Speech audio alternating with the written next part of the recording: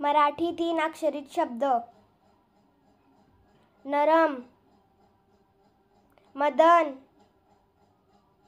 गरम, रमन, कदम, कडक, शतक,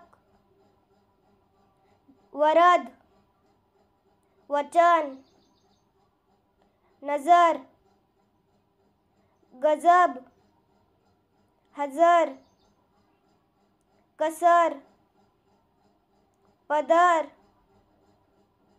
बबन, चमक, दळण, जगन, कवच,